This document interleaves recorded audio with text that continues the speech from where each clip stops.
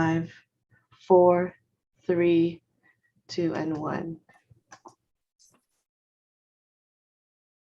Good evening and welcome to the City of Brisbane City Council meeting of Thursday, October the 7th, 2021. The time is now 7:44 p.m. City Clerk, preamble, please. This meeting is compliant with the Ralph M. Brown Act as amended by California Assembly Bill number 361, effective September 16, 2021, providing for a public health emergency exception to the standard teleconference rules required by the Brown Act. The purpose of this is to provide a safe environment for the public, staff, and council members while allowing for public participation. The public may address the council using exclusively remote public comment options. The council may take action on any item listed in the agenda. Members of the public may view the City Council meeting by logging into the Zoom webinar listed below.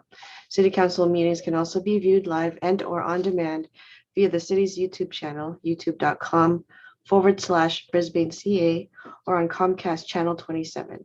Archive videos can be replayed by the city's website at brisbaneca.org/meetings.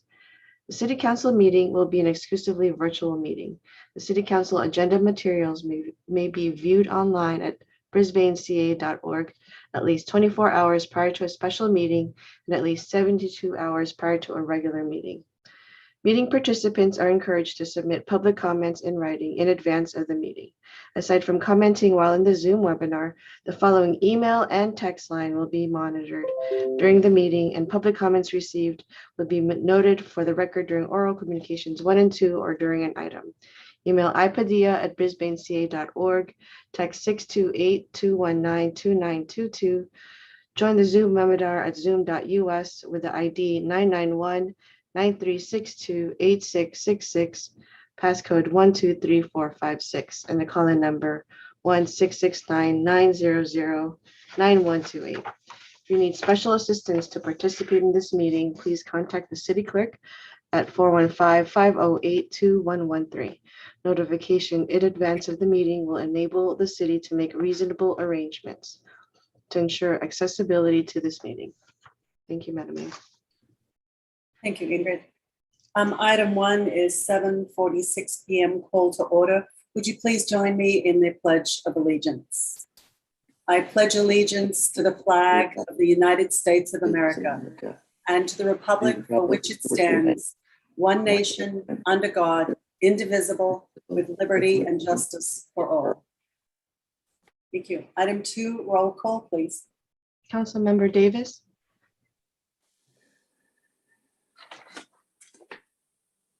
Here. Councilmember Lentz. Here. Councilmember Mackin. Here. Councilmember O'Connell. Here. And Mayor Cunningham. Here.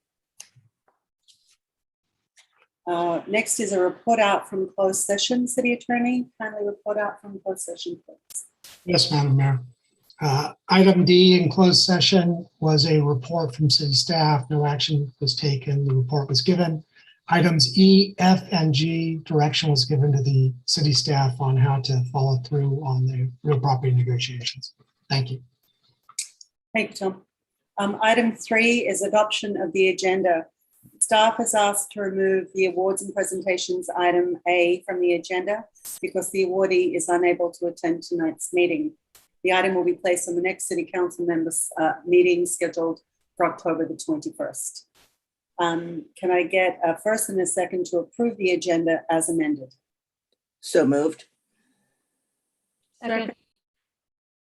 Second by Colleen. Roll call vote, please. Councilmember Davis. Aye. Councilmember Lentz. Aye. Councilmember Mackin. Aye. Councilmember O'Connell. Aye. And Mayor Cunningham. Aye. Thank you. Moving on to item 5, as item 4 was what we just removed from the agenda, is oral communications number 1. Ingrid, is there any member, excuse me, of the public who wishes to speak on an item not on tonight's agenda?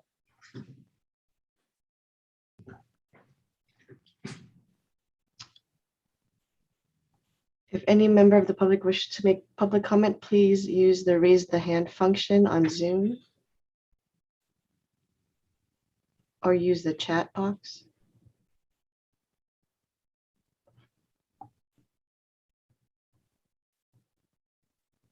Madam Mayor, I have received no text messages, no emails, and no hands raised at this time. Thank you. Moving on to item 6, the consent calendar, items B through J. Does anybody wish to remove anything from the consent calendar? If not, can I have a first and second to approve the consent calendar items B through J? I would make a motion to approve items B through J. Second. Thank you. Roll call vote, please. Councilmember Davis, Aye. Councilmember Lentz, Aye. Councilmember Mackin, Aye. Councilmember O'Connell, Aye. and Mayor Cunningham. Aye. Thank you. Moving on to item 7, new business. K, consider acceptance of a 5-year IT strategic plan from Client First. Staff report, please. Yes, so tonight we have David Kraut and Tom Jacobson of Client First here to present the strategic plan that Client First developed for the city as it relates to our computer infrastructure and applications.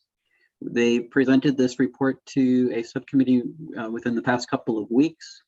One of the items of note that the subcommittee pointed out was that one of the important areas in all of this is that we make sure that we have the processes that we're doing correct before we put the computer applications in place. One of the recommendations that the Client First is making a recommendation on is that the city hire a business applications person. And one of the things that we may want to look at as we're looking through that idea of hiring a business application person is either bringing that person on sooner than later, or perhaps contracting with an outside company to help us work through some of our business applications and our processes to make sure that we're getting the correct software and that we are having it be as efficient as we possibly can. So with that, I'll turn it over to David and Tom to present the IT master plan. Good evening. Mayor and council members, appreciate the opportunity to be here. Is it possible to share our screen so we can do the presentation? You should be able to share your screen as a panelist, David. It says it's disabled. Go ahead and try again. There we go.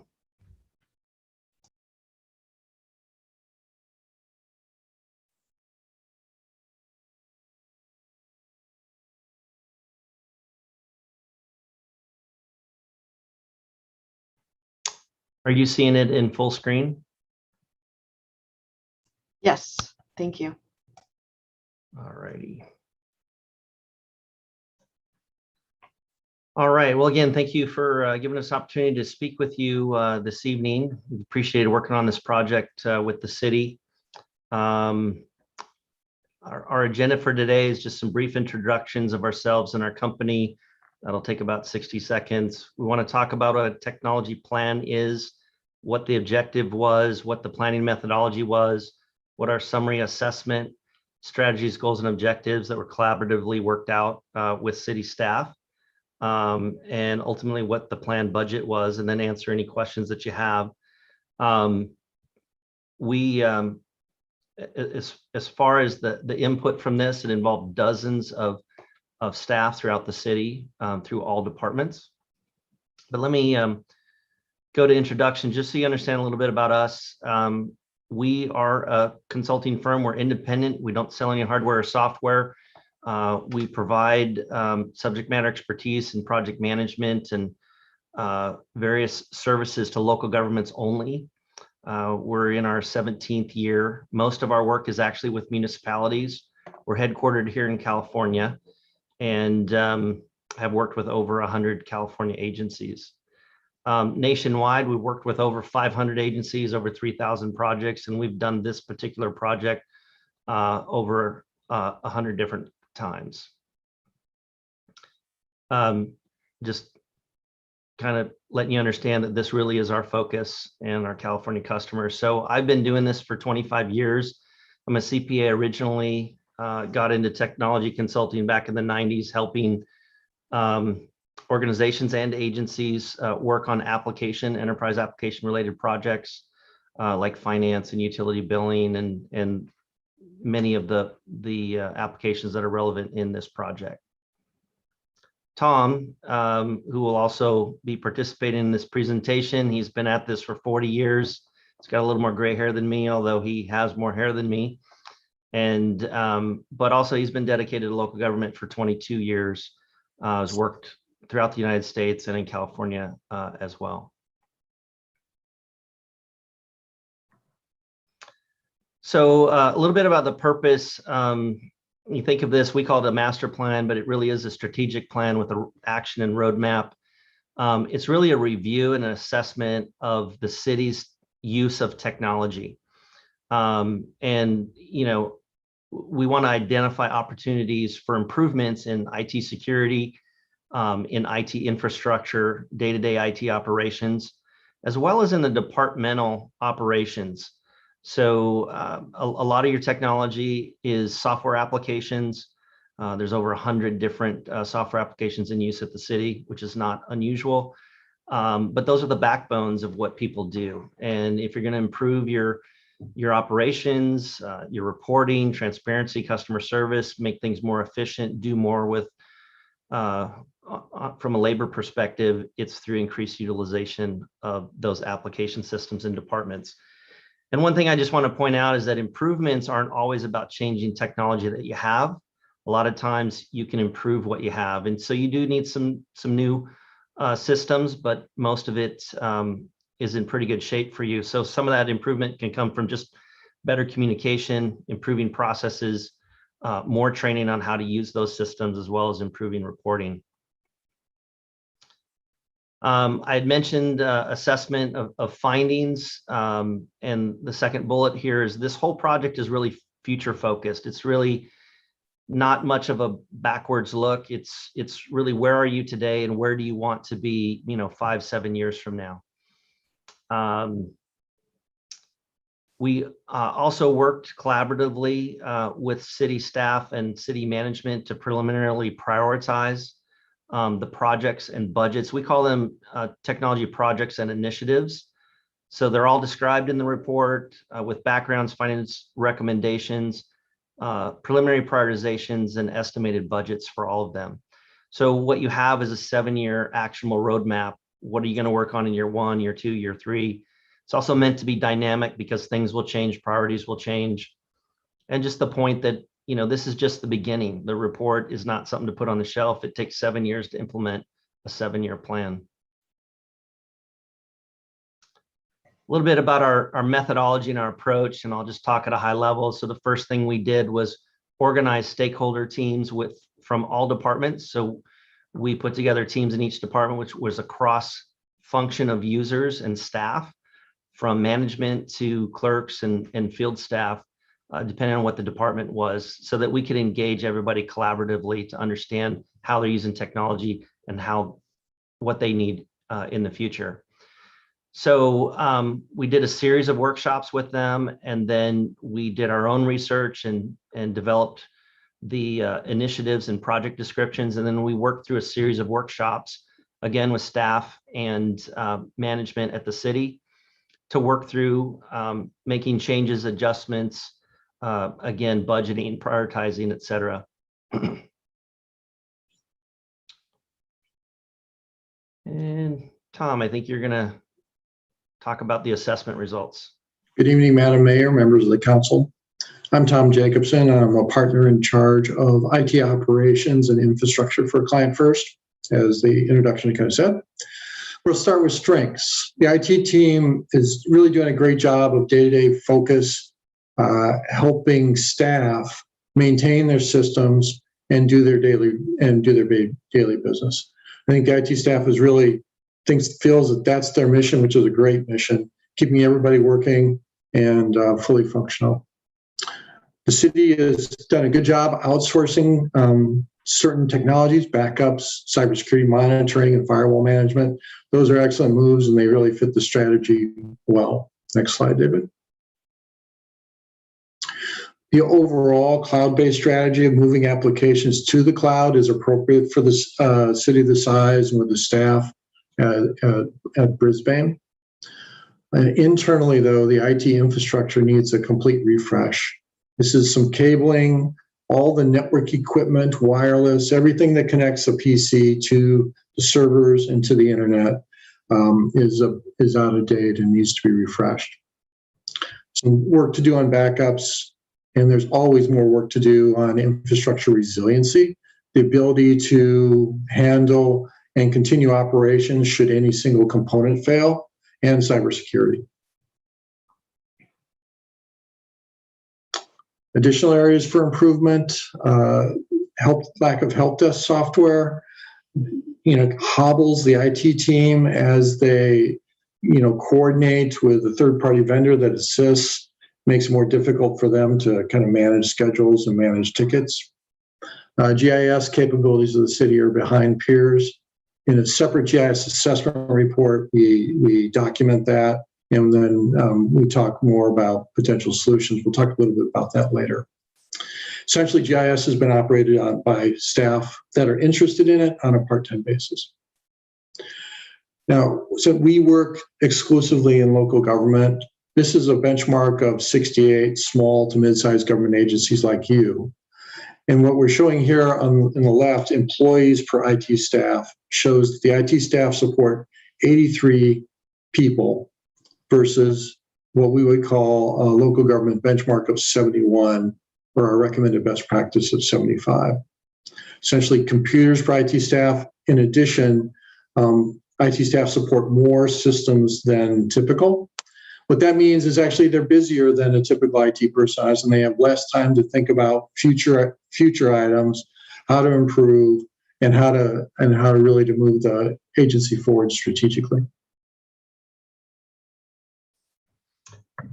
Okay, from the business applications departmental, your overall utilization is similar to your peers, and what that really means is that with some of these systems, you're ahead of your peers, some you're the same, some you're behind. The truth is that resources are limited, and all of these systems actually have more functionality that you could take advantage of and improve operations, automation, streamlining, et cetera. However, most of the applications, with a few exceptions, actually fit the city well. So the good news is that you don't need to replace a lot of stuff, but you can improve a lot. A big part of that is additional staff training. It is very common as people move through positions, software changes. If it's a good vendor, it improves each year, but you have people that, change positions or leave the city or come in and never had advantage of core training from a vendor. So training is probably the biggest need across the board. Some of the systems that you do need to replace, the land management system, you do not currently have what we would call a modern industry standard land management system. Some people call that a community development system. That's your planning projects, your permitting, inspections, code enforcement, and your parcel and address management. So that system really needs to be brought up to speed, especially with the growth that you're anticipating over the next 20 years. You need a system that can really function as intended. Additionally, for public works and a few other divisions, an asset management or used to be thought of as a work order system, asset management system, and you do not have an industry standard solution. The city hasn't had one, and that is something that would benefit the city. The marina management system is a smaller system, but it is very out of date. And so there's a lot of manual workarounds there with their operations and their revenue collections that would benefit from replacing that with a modern system. Another key element that Stuart was talking about is you have limited business analysis or applications analysis support. You do not have that type of position in IT. your departments, again, over 100 different software applications, and we believe that this would really strengthen application support and utilization and project improvements across the city for years to come. So again, I talked about training is a big part of improving process reviews in many cases, because you don't want to just do training for training's sake. You need to understand in your process flows what data you don't have, what kind of reports you need, what kind of workflows you need to set up and configure. So some of that needs to happen in front of some of the training. And just a continual, application improvement strategy and objective. And then obviously reporting, training and reporting and all the work that I do are the two #1 things at department levels that folks need.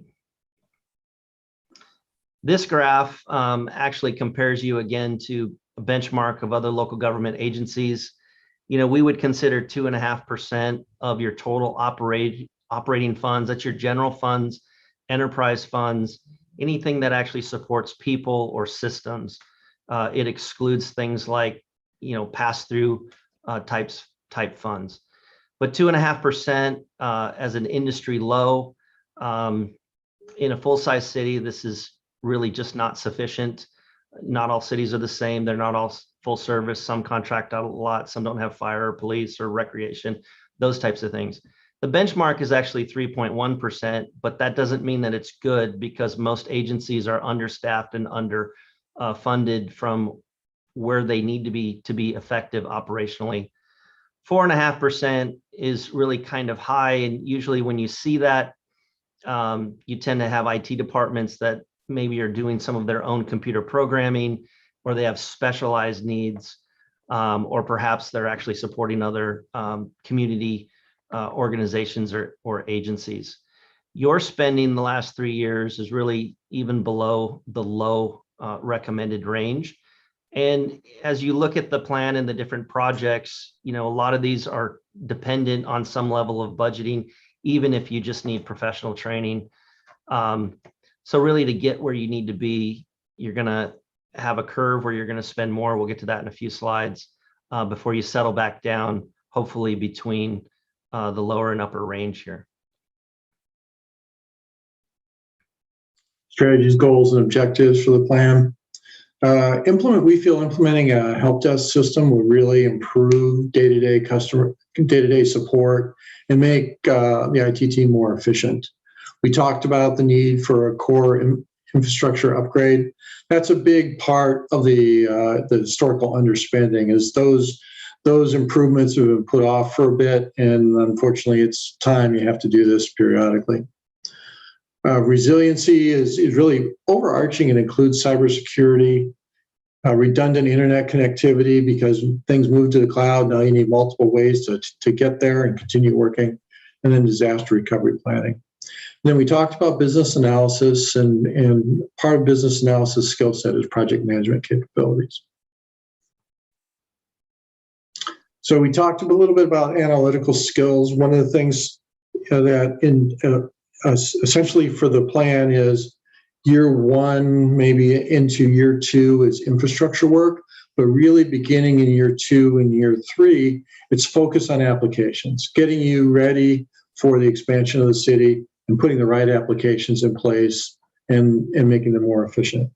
In order to do that, we need to maintain the infrastructure for sure, but you need folks to help you implement those applications that have experience with them and understand how business processes work in local government. So the business objectives, of course, are to increase availability of online services. As David said, land management, which is permitting, and online permitting will help a bunch in this regard, and increase application utilization for report writing, areas for improvement, and then training. We talked earlier about GIS improvements.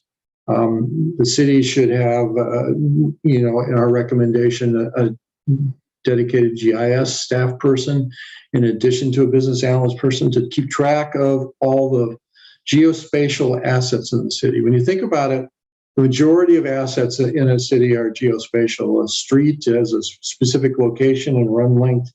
a light post, a fire hydrant, all those things are geospatial and can be tracked and really monitored and to some degree maintained using GIS as a base product. We talked about staffing a little bit. We'd recommend adding a business systems analyst in the near term as we start the working towards selecting and implementing new business applications for land management and work order asset management. Having that person on board for the start of those activities would be really, really beneficial. So they'll have the history of the entire project and be able to participate in all of it. In a future year, this is not a definite time frame, add an IT manager function and really kind of have that person coordinate contracts, work with the managed services provider that provides additional support to the help desk and provides outsourced services, and then provide additional project management assistance.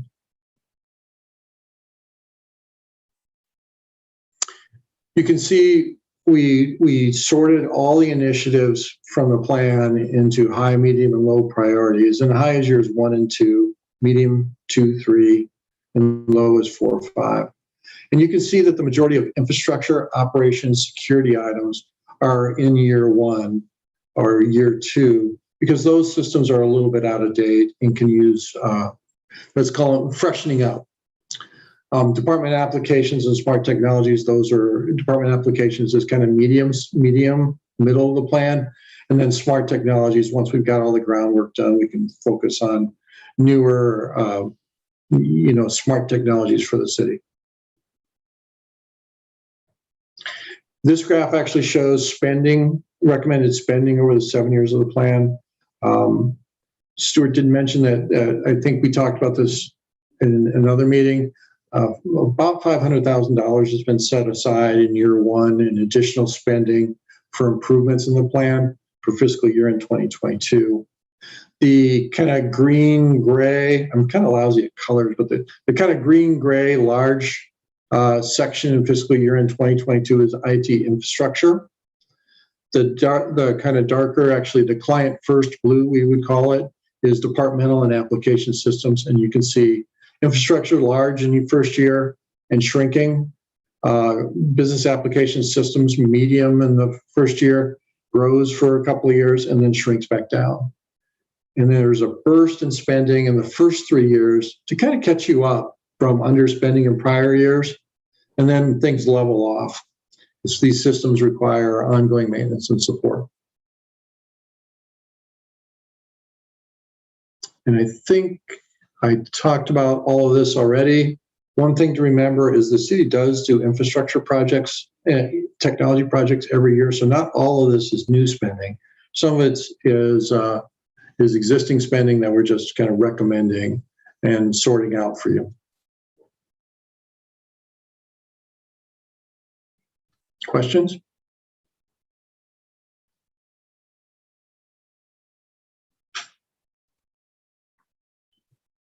I was on mute. I was speaking, sorry. Tom, David, thank you very much. It was really good to see this presentation a second time. It made even more sense to me this time. So, Council, questions for Tom and David?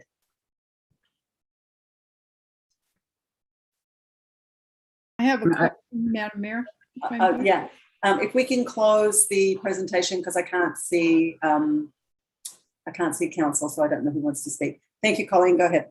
Okay, gentlemen, I just want to thank you. I was privileged to hear your presentation to our technology subcommittee, and I was suitably impressed with the thoroughness at which you really examined everything. I mean, I don't think you left a stone unturned. I did have one question in reading your report. Initially on page 8, if you want to reference it, you talked about adding a business systems analyst to the IT team. And then later on, when I got to page 12, I noticed add a business application analyst. I'm assuming those are really the same person, but could you clarify that for me? Yeah, they really are the same. It's a job description name, and we can correct that if we need to, but they are synonymous.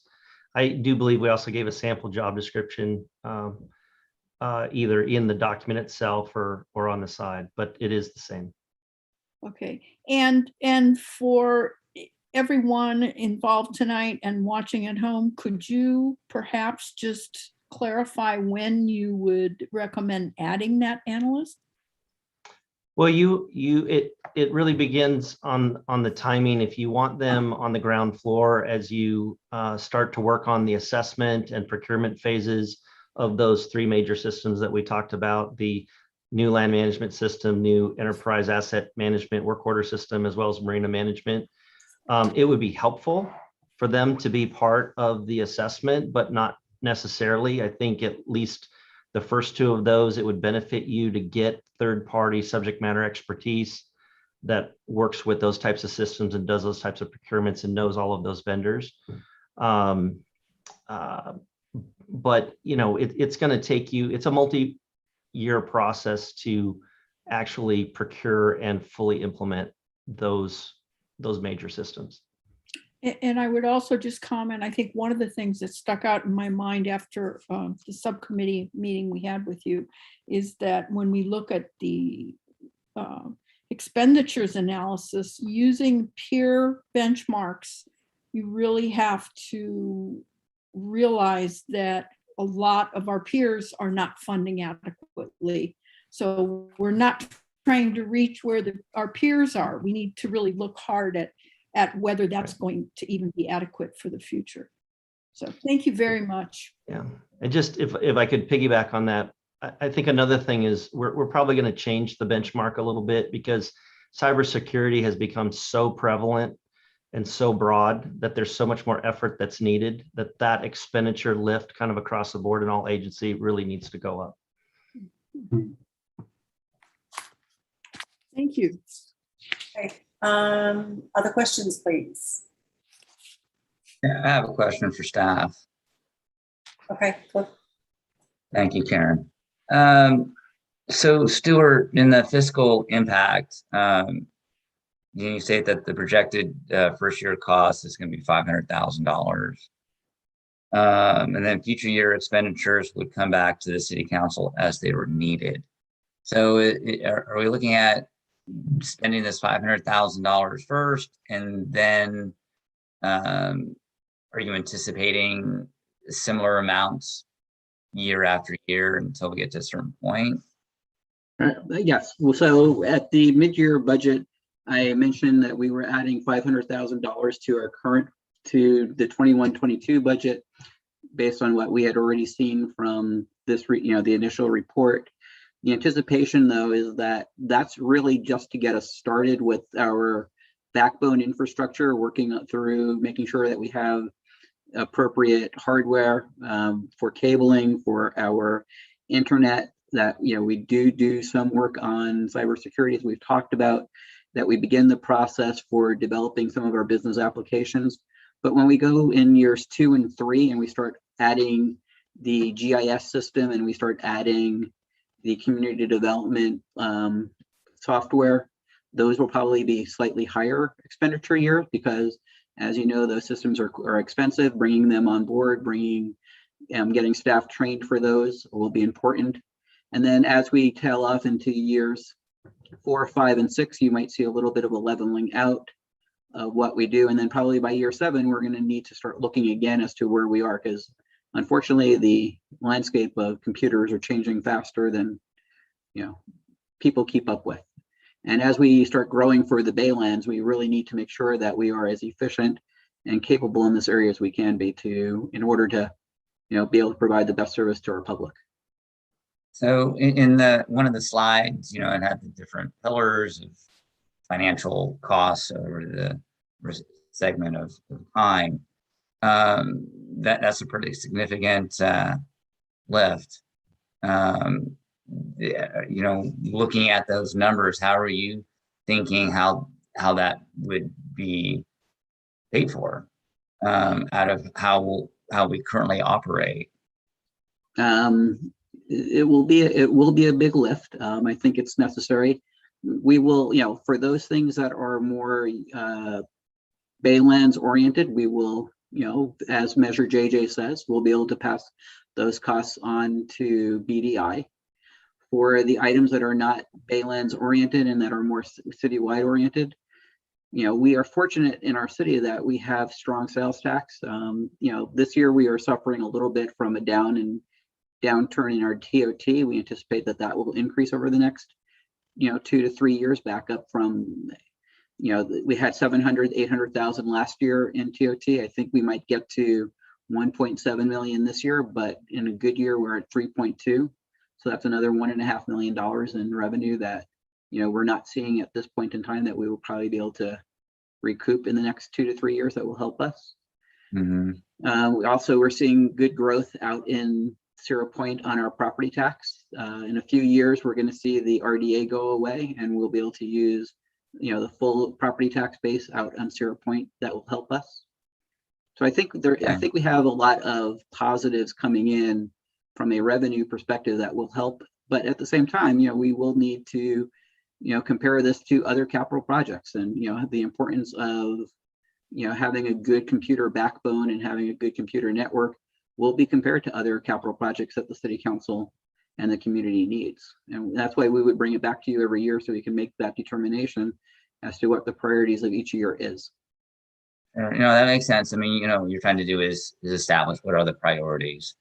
Thinking of the TOT, I mean, we're trying to get back to where we were, but that revenue was allocated to things that we were spending in the past. So based upon the kind of pre-COVID funding stream, right? So, really focusing on that, right.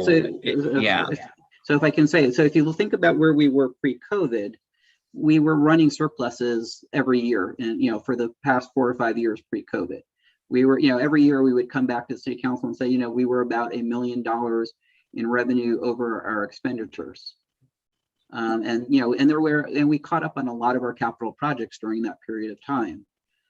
So what this would do is, if we get back to our pre-COVID days, instead of saying that we would have an extra $1 million, we might have an extra 250,000 after we have, increases in, dealing with our unfunded PERS liability, dealing with other unfunded liabilities, and then also dealing with our technology. We might only have 250,000 that we can put towards some capital projects. Also remember that we're going to have a couple of our bonds are going to get paid off out of the general fund. A couple of our pension obligation bonds will get paid off. So we'll see a slight increase in, an increase in resources at that point as well. Okay, no, that's good to hear. So Client First is a consulting firm. They're they say that they're not the ones that do the actual work. So does Client First are they the ones that hire folks to do the infrastructure work, or is that responsibility of the cities? That would be the responsibility of the city. What we will do is take Client First report, and we'll probably may continue to work with Client First to help us make sure that we're on track for our IT master plan, to make sure that we are if we need to use them for ideas as to who to hire for our computers. However, as we use Insight to do a lot of our infrastructure, our servers. We are now just entering into a contract with Insight to do an analysis of our wireless network in the City Hall, because we're beginning to see that we're beginning to have dead zones in City Hall, because it's an older wireless network. So we would use Client First more as an advisor to us than as the company that would go out and hire the companies. I think what Client First would say is that they can help us understand some of the business applications, but they would really think that we should go out and bring in expertise to say, yes, here is what your process is. And this is very much what Colleen was talking about, is that before we really delve deep into hiring and buying computer software, we need to understand what the business process is today, what we want the business process to be tomorrow. So that way we can bring in the right type of software that will make it effective for staff, and also make it available for the public to be able to interact with us as easily as possible. All right. Thank you. Welcome. Terry. So one of the questions I have is this plan takes into account, I'm assuming, the growth from the Baylands. And how are we going to address our needs if the Baylands project doesn't move forward the same way? I mean, is there a scenario A and B for some of this technology if Baylands is not adding all the extra stressors? I think there's what we would need to do is, as we're doing the analysis, our process analysis, is see where we are today, see where we anticipate to be with the Baylands. But I will say that, you know, if you talk to the community development department, the effectiveness of the current software that we use is, you know, something from probably the early, you know, the late 2000s, 2009, 2008. And that there's been a lot of improvement made in community development software in the meantime to allow better interaction with contractors. You know, one of the stressors that we found during the last 18 months is how well we can interact with the public and how well we can bring plans on online, and how well we can deal and how well we can have contractors and developers and single family homeowners look at their plans online. We are far behind in where we are in digitization of our files. So I think there's a base level that we need, and then we would look at where, you know, what additional stuff we will need as if we grow to a 10,000 person city, or if we're going to stay at a 5,000 person city, and we would scale the types of applications for those kinds of things. And I know it looked like as if Tom wanted to jump in on that one. I don't know if I had. No, I'm good. I think you're right on target there. What we do is we forecast the budgets for including Baylands, but should Baylands not occur, as staff brings the annual forecast back, maybe the dollars would decrease some as system needs decrease. Okay, Terry, did you have any further questions? No? Okay. Everybody's on two screens now. Any other questions from council? I just want to make one comment before we ask the public. The scaling to fit BDI, does it really matter whether BDI happens or not? I mean, if we just need to sort of bring our IT infrastructure into current practice looking forward, does it matter today what we're thinking and what we're implementing regardless of what happens on the Baylands? Did I make sense? Yeah, no, I would agree with you, Karen, that the infrastructure itself isn't, you know, we need to update our infrastructure. We are behind, you know, we are running on 2000 backbone system. There have been many changes that have been made since 2000 that would make us more efficient as a city, that would make us be able to communicate with each other better, to make us communicate with the public better. So that will not change whether BDI happens or not. It's really on the scale of the applications themselves that will change. So, you know, if you think about what we have right now for our financial system, we have Tyler Encode 10. Tyler Encode 10 is a small, you know, is a smaller sized system. The next level up is a Munis, and if we go from a $25 million general fund to a $50 million general fund, we may need to go from Tyler Encode 10 to Tyler Munis. And it's the same kind, you have the same basic ideas in GIS and the same basic idea in the planning applications. So that, you know, you scale your applications for the size of the city that you are. And if we don't have BDI, then the applications may not change, but the computer backbone, you know, has to be there no matter what systems we have. Right, and all this stuff is totally scalable no matter which way we look at it, right? that is the hope of what we are, that is the goal of what we're doing. That's what we're going to be working with our vendors and our business applications people. I mean, that's one of the reasons I think Tom and David are recommending that we get somebody who's a business application person, because, working with outside contractors, they don't have the same familiarity with the day-to-day operations. I think David and Tom have done a great job, as they said, working with staff and trying to understand us. But 365 days a year, having somebody on staff who can really dig into how to do an application and how to make sure that staff is using the applications to the best way possible. As David and Tom said, one of the challenges that we always have is, are we using our software at the top of our abilities? And I know I learned Excel, 30 years ago. And there's probably been a lot of changes that, would make my job easier today if I took an extra 5 to 10 hours to learn it. But because I'm so involved in what I do, I don't take that extra time. But having a person who's a business application person who I can ask a quick question to may make that better. Okay, that makes sense. Thank you. Any other questions? Not seeing any. Ingrid, is there anybody from the public who would like to comment on this item?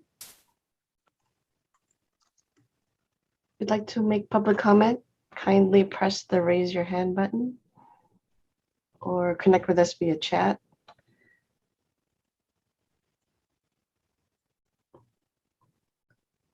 Madam Mayor, I don't see any hands raised.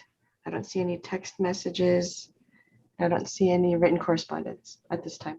Thank you. Okay, let's move on to council discussion, please.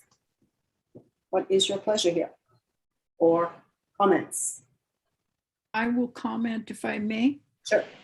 I think a couple things I also read in this report that are worth pointing out is that productivity is really, really substantially increased, even without BDI, just if all these systems are analyzed and the training is improved. And because we're using disparate applications that don't work well together, there's a lot of work that's being done manually outside of applications. And it's really hamstrung staff in being efficient. It's hamstrung staff in responding to questions for materials and information from the public. So even without anything on the Baylands, this is kind of long overdue in making us efficient, in having everyone operating at maximum efficiency in their jobs. Thanks, Colleen. Any other comments, discussion? Okay, not seeing anybody. Hang on 1 second, let me scroll over here, make sure. Madison, did you have anything? Okay, so with that, is there a first and a second to accept the 5-year IT strategic plan from Client First? I would gladly make that motion. Thank you. Okay. Second from Madison, roll call vote, please. Councilmember Davis, Aye. Councilmember Lentz. Aye. Councilmember Mackin, Aye. Councilmember O'Connell, Aye. and Mayor Cunningham. Aye. Thanks very much, David and Tom, for such an excellent job. It was so well put out. Even me, who doesn't like graphs, enjoyed looking at that for the second time. Thank you. And Great, thank you. Mayor, if I could, Of course. this project has really been driven by our senior planner, Julia Ayers, who has done a phenomenal job in leading this forward. She has worked with staff, worked with David and Tom all this time. She would have been the one making the presentation tonight instead of me if she wasn't out on leave. And I cannot praise her enough for the type of work and the amount of hours she has put in to making sure that our computer system and our computer infrastructure will be appropriate going forward. Well, let's make sure we give her a big thank you. I do every time I see her. Thank you. Okay. Thank you. All right. Thank you. Thanks, gentlemen. Good evening. care. Have a great rest of your evening. You too. Take care. Thank you. Okay, moving on to item L, consider introduction of ordinance number 667, waiving first reading, amending Chapter 13.04 of the Brisbane Municipal Code pertaining to the sewer system. Staff report, please. Yes, ma'am. Honorable Mayor, Mayor Pro Tem, council members, good evening. This is actually an important ordinance to Public Works, and I say that because there are really two issues that vex us the most. And these are things that happen pre-incorporation and the early years of incorporation. And the items are the design of our roads and private sewer laterals. And you all drive the roads every day, so you know what they look like. They're narrow, they don't accommodate parking, their sectional design and geometry is atypical, so that's a challenge. The other one that you may not be aware of is the private and shared sewer laterals. And what has happened with those is, it's my belief that very well-intentioned people early on in our development days realized that sewer systems work best when they use gravity to make the material in them flow rather than using a pump system. They also understood that we have very, very narrow lots, so it didn't make sense to necessarily have a lot of sewer pipes stacked across trenches. So they created these joint shared sewer laterals. That was all fine until 50 or 60 years of life of these sewer laterals had passed. And then at that point in time, these lines are failing. And now we have shared sewer laterals, oftentimes not in recorded easements, typically without any agreements as to the financial responsibility for the repair of them. And the nature of these things, and I don't know why it is, but shared sewer laterals only fail on a holiday, Christmas being their number one favorite, or in the middle of the night if it's raining. And so I've been out there on holidays with the city manager. I've been out in the middle of the night, shin deep in sewage more times than I'd care to tell you about. Excuse me. And the only thing that makes it worse is when one of the neighbors out there is crying because they had no idea they were on a shared lateral and they had just bought the property, and buying property in Bay Area, they'd spent all the money they had and had no idea where they were going to come up with additional money. So we're really trying to do two things with the ordinance here. We're trying to make changes, number one, so that it's easier for people to enter into a shared sewer lateral agreement and formalize that document, because those decisions are always made much easier, much simpler in the light of day when you're not standing in sewage. The second thing we'd really like to do is a simple thing, is to make sure that upon real estate transfer, that one of the disclosures that have to be made if you're on a shared sewer lateral is that you disclose it, so that no one buys a house and figures out afterwards that you're on a shared sewer lateral that didn't have an agreement. So with that explanation, I'd be happy to take questions from the council. Questions for Randy? Colleen. Ma'am, you're on mute. Colleen. Councilmember Mackin, you're on mute. Sorry, bad habit here. Randy, you mentioned in your staff report that the Public Works staff is aware of 38 joint sewers serving 141 residences. Are all Yes, ma'am. those property owners aware that they're on shared laterals? Have they ever been informed? I believe they are all aware, but part of what we're going to do is when we develop the brochure that the real estate agents are going to have to provide, we're going to reach out to every one of them. And we're going to tell them that this new ordinance came in place, and we're going to give them the brochure, and I'm going to make myself available if they want to come in and initiate the process. Because I really want this to happen. I want this to be easy for these people. Are there any other shared laterals that perhaps we don't know about, historic ones? Perhaps there are. Okay, because We suspect that there are, but we don't know. okay, I thought that might be the case. I mean, it's a minefield on the historic ones, unrecorded. So in requiring a property owner to disclose with sale, if they don't know about it, what are we going to do about that? Well, I'm not the real estate agent on the office, but on the meeting here, but I believe you're only required to make disclosures of those things you're aware of. Okay. So if they're not aware of it, they're not aware of it. I mean, there's no penalty for that. If your question is more, how are we going to eventually capture that? We are eventually going to capture that. The only way I can imagine it is that as people eventually have to make a sewer repair, and as they start digging things up, they will be digging up these laterals in their backyard and be going like, oh my God, why are there two coming together? And that's how we'll find it. And so we'll catch it then during the plan check process. And is there a limit on how many people can be on an approved shared lateral agreement? The limit is based on the diameter. Well, the limit is really driven by the diameter of the pipe, ma'am. Okay. So Makes sense. if there's only two on it, we put a 4-inch pipe. If there's 3 to 5, we use a 6-inch diameter pipe. Okay, and when you talk about them filing an application for an agreement, are we talking about, I mean, could you just for my edification and the public, describe, do you want them to go to an attorney? Are we going to have a form that they use? What will be involved? We have a standard form that we've been using for almost the last 20 years. It was actually written by Hal Topple when he was the city attorney. It's a template. It's a fill in the blank. Really, very little of it is, the only piece of it that's really subject to discussion with them is, how do you folks want to divvy up the financial responsibilities? And over the years, as I've done these, I tell people I'm completely agnostic as to how they do it.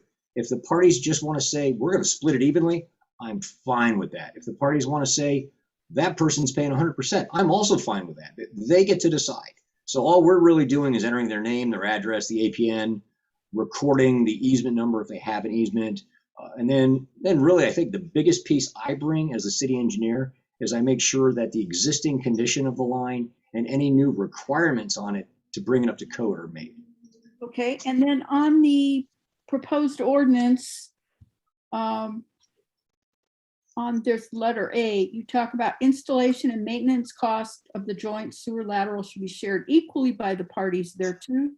Any person who subsequently connects shall share in the cost on a pro rata basis. So if you could explain that, are you saying a subsequent property owner could actually apply to a shared lateral? So that was an existing piece of the ordinance. That's not the piece that's being changed. So, and it was envisioned that we probably only have half a dozen developable properties left in town. So is it conceivable that one of those would want to connect to another? Yes, it absolutely is. But the piece I would point out there too is that in the paragraph above it, the word generally was added, and there's a reason for generally. And it's because those items there, A through F, don't fit everywhere. So what that does is, for instance, in the paragraph you're interested in right now, ma'am, if the parties decide that we don't want to share equally and they all agree, I'll let them share any way they want. I think it's perfectly fine to do it that way. But the note I put in the staff report, what happens is that sometimes further down, one of the requirements is that the easement be 10 foot in width. Well, we have properties that are nearly built out right up to the property line. They're only 3 feet away from the property line. You can't put a 10-foot easement there and have 7 feet of it be under the building.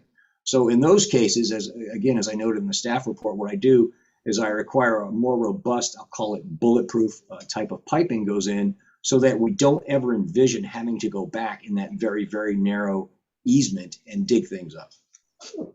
And so if someone wants to participate in a shared lateral, and when you talk about sharing the cost, do you have any guidelines so that let's say that there's two already in an agreement, that they don't pass on the entire cost of a new lateral they might have installed? I mean, are we going to be involved at all in policing how this is done between parties, or are we just saying you need to work it out?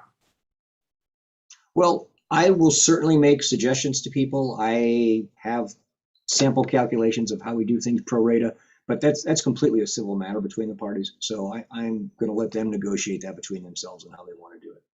Because I don't think we should set this up so another party, so that people of an existing shared sewer lateral are required to allow somebody else to come on board, because those other houses actually do have alternatives. They can pump up to the street above them. That's really not necessarily the preferred, but that is a viable option in today's world. And in 2021, that technology certainly exists and they can do it.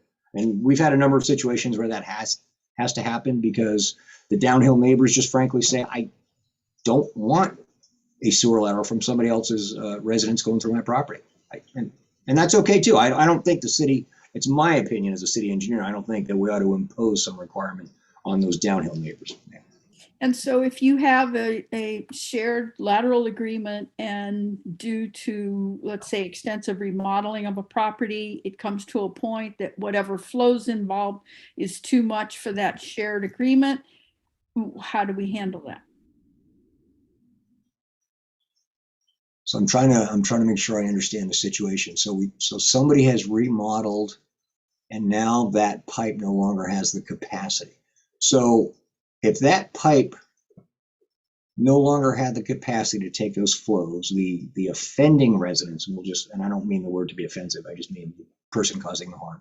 That offending residence would have to distribute that flow somewhere else, that increased flow somewhere else, or they would have to come to agreement with the other parties on the shared sewer as to whether or not those parties are going to share in the expense of upsizing the line. Because that would be the case if assuming that everything was hunky-dory and everything was fine, and we've got a 4-inch lateral going down that a couple of people are on, and then another party wants to come on that increases the size to go up to 6 inch. So that would be, there's a technology called pipe bursting, where a bursting head is pulled through a piece of pipe and you can make it larger and you can place a 6-inch pipe or a 4-inch.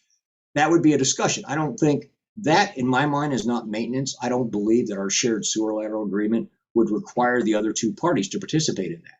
That would be upsizing for the benefit of the offending residents. And their choice would be, well, you can either pay for the cost to increase that size, or you can take your increased flow somewhere else.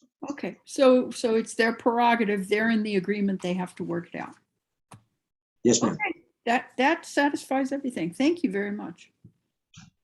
I have a question. Sure. So I know that there was an issue at 403 Alvarado recently with a bursting shared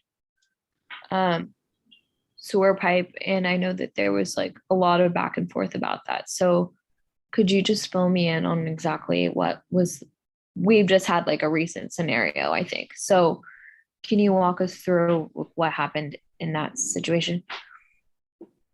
No, ma'am.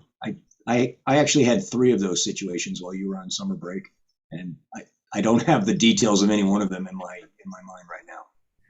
So there was one on 403 Alvarado, and they were there was a pipe, the sewer pipe burst. They had to go in and do repair, and I think that it went through your department. And I don't know, it was the city. I'm just trying to see if I'm ringing any bells. But I believe maybe this city was on part of the line or something came through, but they're in the agreement that they had made amongst themselves was that in the future, if something were to happen and there was like a dispute, that the parties would go to arbitration, but that the city had an objection to that piece of language. Yeah, right, and I was exactly. just curious, like because I hearing this like very secondhand, so I don't, but that just struck me as like, why would we discourage going to arbitration for something like that? So I didn't know if that's because we're involved or if that's because like we have what's that about basically? Sure. Yeah, no, sure. I do recall that one. So the whole point of having the shared sewer lateral agreement is that so repairs are made promptly per a pre-prescribed agreement as to how the costs are going to be shared. And so looking at that existing agreement and adding an arbitration clause to it only exacerbates the situation, because now the parties can say, well, we don't agree, so we're going to take this to arbitration. So while the rest of the world is standing around watching human sewage flow out of the ground and flow across the downhill property, these parties are taking it to arbitration. And so that is just not a good idea. It's completely contrary to the reason why we're trying to do a shared sewer lateral. Okay, yeah, because I was like, well, that makes sense to me. I'd rather things go to arbitration, but I just didn't understand in the context of like, well, normally that type of thing is reasonable. Would just needed more clarification on like why it wasn't reasonable in that situation, because I think that, as we're talking about implementing policies that are going to affect scenarios like that in the future, I just was curious, like what our perspective on dealing with things through arbitration was, because I want to make sure that, whatever we decide is a good idea for how these situations should be handled really like makes the most sense. And so now that there's like that background, I think that I feel more comfortable. I just needed more information. Fair enough. Thank you for asking. Cliff or Terry, do you have any questions? A quick question.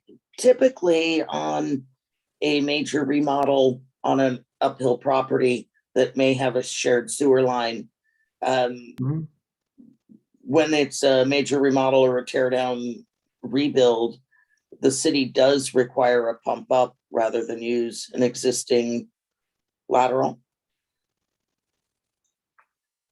I wouldn't say that's typical. I would say that if you have a remodel and you're on an existing shared lateral that doesn't have an agreement, the requirement is get the agreement established, or you have to come off that shared lateral. Okay. Thank you. That answers that question. Thank you.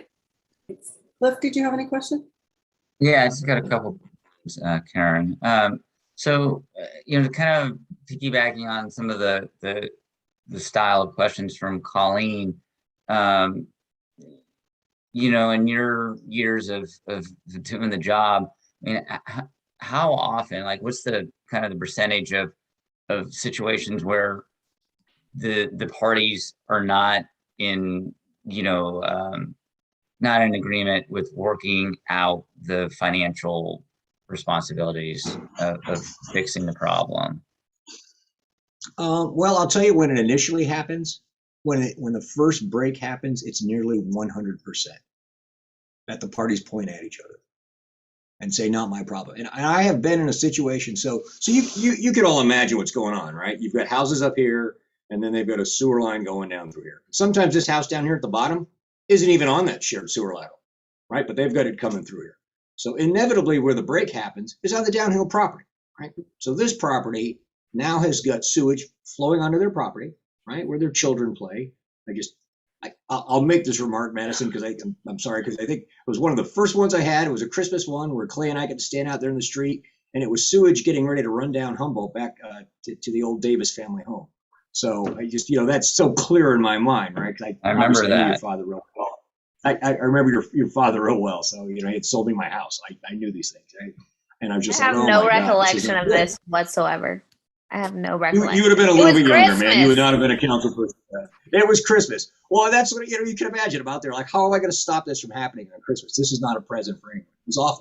But in some of these situations, not that one in particular, I have literally stood at the house of the uphill person who is on that shared lateral and said, "Hey guys, your sewer's not working." And they'll go, "Oh no, look, my sewer looks fine. I flush it, it goes away. See, no problem."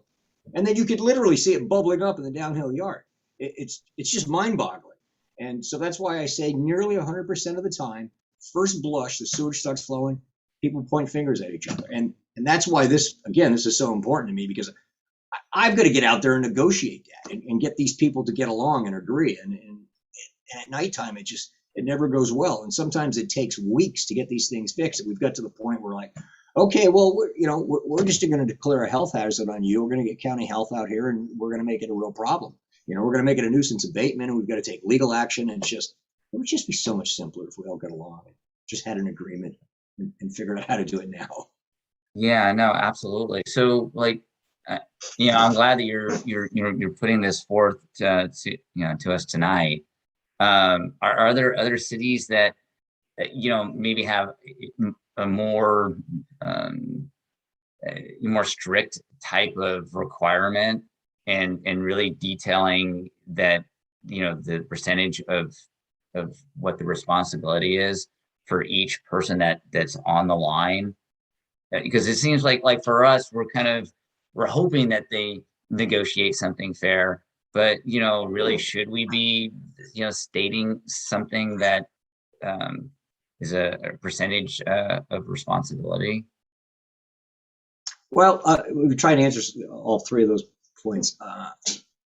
I'm sure there are other cities that have shared sewer laterals. I don't know that there are any other that have it anywhere near to the extent that we do. In my years of dealing with my colleagues here in the county and in other agencies, the topic's not come up. No one else has ever said, "Oh yeah, Rainey, I've got that exact same problem as you."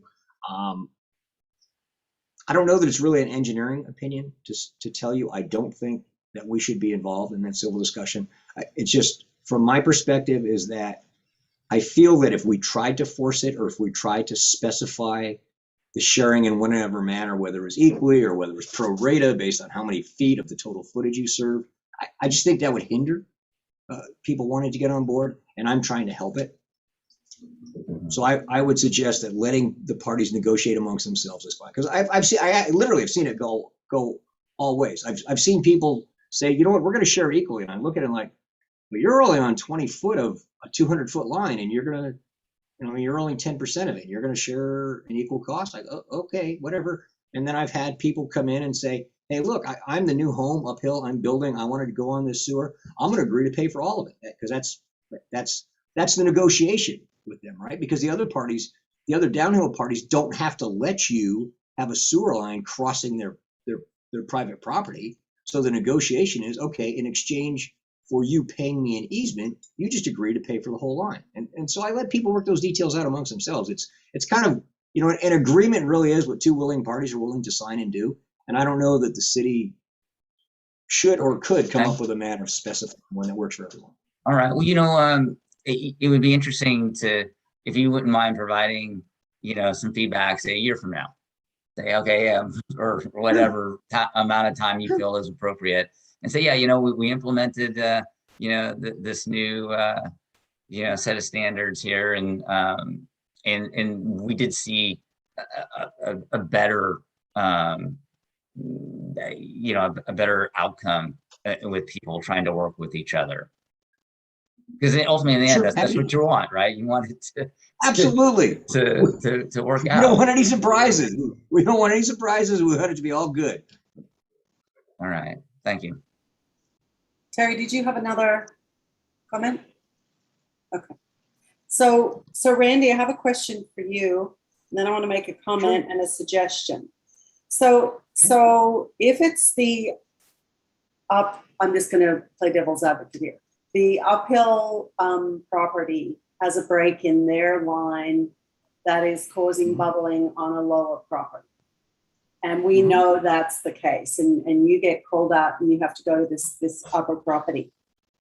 What happens? Do you stop them using all of their water immediately? What's this procedure?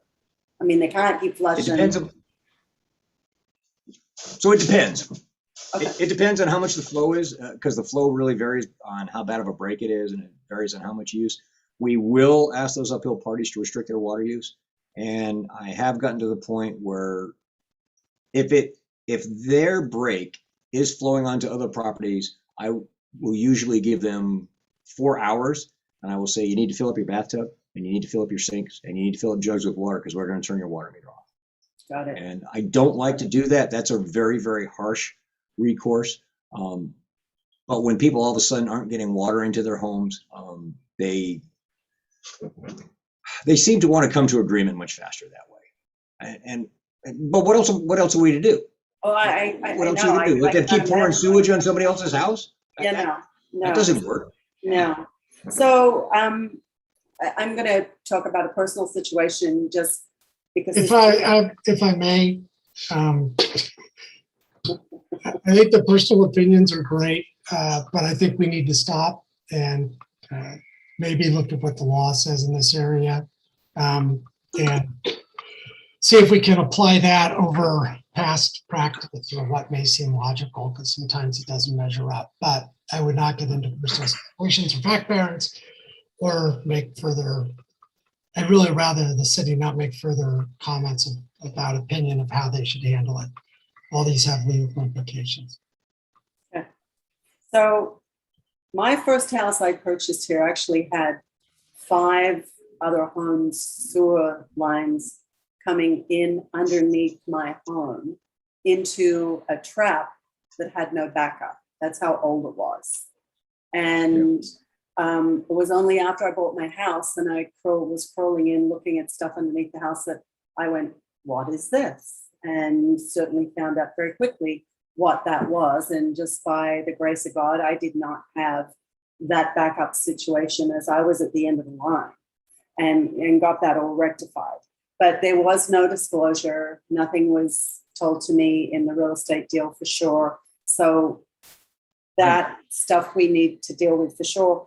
But as you said, it's not in legal documentation.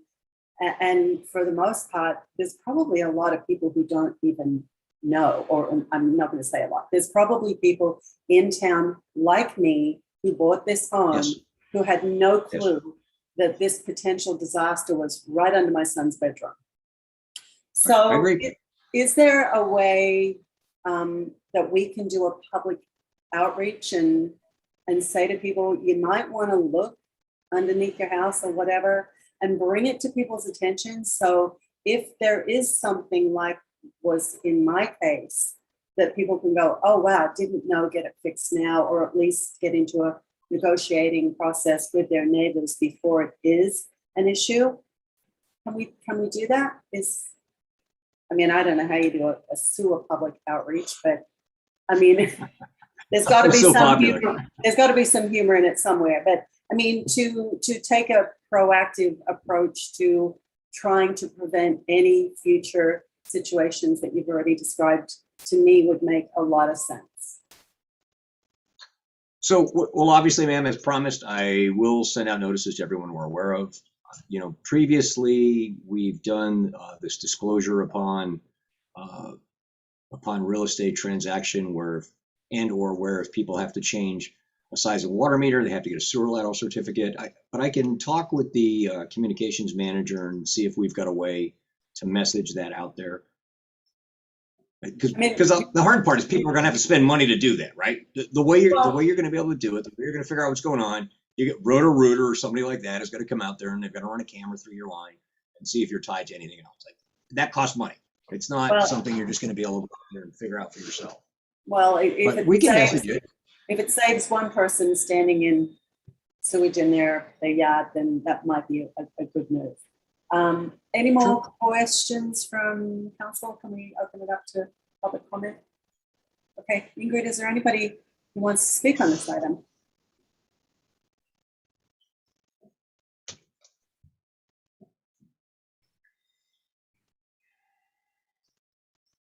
I have not received any text messages or emails, and I do not see any raised hands at this time. Okay, council discussion. None? Okay, so do we have a first and a second to introduce ordinance number 667, waiving first reading, amending chapter 13.04 of the Brisbane Municipal Code pertaining to sewer system? I would make a motion to introduce ordinance 667. Okay, I think Cliff did that. Do you want to be the secretary? Sure, didn't hear Cliff, but okay, I'll do a second. I did hear you right, Cliff. Yes. Yes, thank you. Council- Okay, roll call vote, please. Councilmember Davis, Aye. Councilmember Lentz, Aye. Councilmember Mackin, Aye. Councilmember O'Connell, Aye. and Mayor Cunningham. Aye, thank you. Moving on to item M. Sorry, was there a comment? Did I miss something? No, ma'am, I'm sorry. I said thank you. And item M is going to be handled by Adrian. Okay, item So I'm M, gonna- consider adoption of resolution number 2021-68 to participate in the Peninsula Clean Energy's public facility solar and storage procurement process. I have to say that nice and slow. Staff report, please. Good evening, Honorable Mayor and Council members. Adrian Etherton, Sustainability Manager. This item pertains to participation in a Peninsula Clean Energy pilot program, the origins of which were to provide resilience for local critical facilities. Along with other jurisdictions across the county, we submitted our designated emergency sites for initial study, after which PCE and their consultants invited a short list of facilities, I believe about 15 sites throughout the county, including Mission Blue Center, for further study. PCE and their consultants have made a recommendation for solar installation on the roof of Mission Blue Center, along with battery storage to ensure the site can continue to operate as an emergency shelter during outages. PCE is proposing a bulk procurement process that they will manage to reduce installation costs and complexity. In order to provide certainty to prospective bidders on the scope of work, PCE is asking that the City Council pass a resolution declaring our intent to proceed. The resolution does not bind us to move forward with the solar installation if it turns out to not provide cost savings or other local benefits.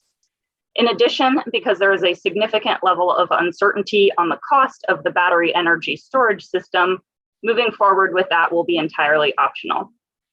The solar PV system would be installed at no upfront cost and provide modest annual energy savings initially, which would likely grow over time as utility rates increase. PCE would extend a power purchase agreement to the city for this installation. The battery storage financial options would be determined after proposals are received. The city may be required to make some investment or have a slightly higher monthly cost if we decided to move forward with that option. And the city council would of course be consulted if needed. Staff believes this project provides significant benefits to the city with no upfront cost, low risk, and minimal investment of staff time, and that this is a great opportunity to meet environmental and resilience goals. Additional details on the proposal were provided in the packet, but I think I'll leave it there for now, and I'm happy to take any questions.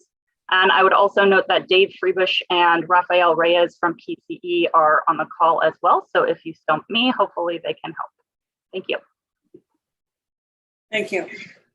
Questions from council? I'm slightly confused about the battery backup as being optional and not included in what ours paperwork said. So essentially they are recommending that we install the battery, but because battery pricing is so uncertain, it would not be required that we would move forward with that. They will move forward with the procurement and see what kind of offers are received, and then what kind of financial implications that would have for PCE and the city. And we would have that option at that time. So entering into the resolution that you have before you this evening means that the city's battery would be part of that procurement process, but it would not be something that we would be required to move forward on. And frankly, the solar wouldn't be either, although it does commit us to move forward with the solar as long as it does meet the financial expectations. Thank you. Any other questions? I have a question. So Adrian, thank you for bringing this forward to us. This is another great project. So the battery storage would be on the roof with the solar panels? No, battery storage is generally not located on the roof. It would be located, usually they are located in a utility type of space, or they can even be located outdoors somewhere on a ground floor. All right. And then would this make the Mission Blue Center energy self-sufficient? I believe we would still, at this point in time, have some gas usage at Mission Blue Center, but aside from that, at this point, yes, it would essentially. The proposal that they've made would put solar at 135% of our annual usage, and that's based on pre-COVID facility usage. We are unsure if we would be able to get an interconnection agreement for that level. So at a minimum level, the solar installation would cover 100% of our annual pre-COVID electricity usage. Okay, great. And then as we transition, say, from gas to electric, I'm assuming this is in the kitchen, probably the furnaces for for heating the facility. We could, in the future, add on additional solar panels, correct? Whatever would be the need to provide self-sufficiency. I'm going to try to answer that in part, but Dave or Rafael may want to step in a little bit. So at this point in time, the solar that they are proposing at the 135% of our annual usage actually covers the majority of the ideal roof space at Mission Blue Center. So you always want to have the south-facing roof if possible. If you can recall what the Mission Blue roof looks like, there's a lot of different facets, and some of them are rather small, so they are not ideal for solar. So If we are able to move forward with that 135%, I think we would be well positioned even if we did electrify all of those additional end uses. If we are only able to get to 100%, we may, as we electrify, we may not quite be 100% self-sufficient, but I think we would still be in a very good position. And Dave or Raphael, if you can add anything to that. I think you did a great job. I wouldn't really add all that much. I mean, there is the possibility in the future that the system could be added onto as the needs of the building evolve. But I think we would expect with the sizing of the system, even if the load changes and you do change some appliances from gas to electric, that we still might be essentially offsetting the full usage of the building. Excellent. So just to be clear, we're not competing with other agencies for to receive funding from this pilot program. It is the things would change only if the market conditions changed. Am I getting that correct? Right. This is not competitive. Perhaps it was in the early stages to narrow down the facilities that got to participate in this more in-depth level of study, but Mission Blue Center passed that bar. So this is not competitive. This would be a bulk procurement with a number of other cities likely around the county. And there may be opportunities in the future for additional facilities to be part of additional procurement rounds. This is a pilot that PCE is trying out, really to see how this bulk procurement process goes. All right, fantastic. All right, that's it for me. Thanks, Cliff. Any other questions from council? Seeing none. Ingrid, anybody from the public wish to speak on this item?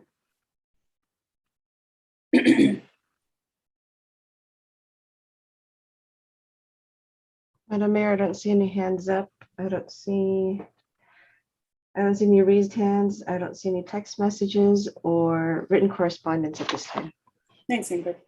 Okay, so council discussion. Yeah, if I may, Karen, I think it's a great project, and I hope that I guess the market conditions are such that the project can move forward.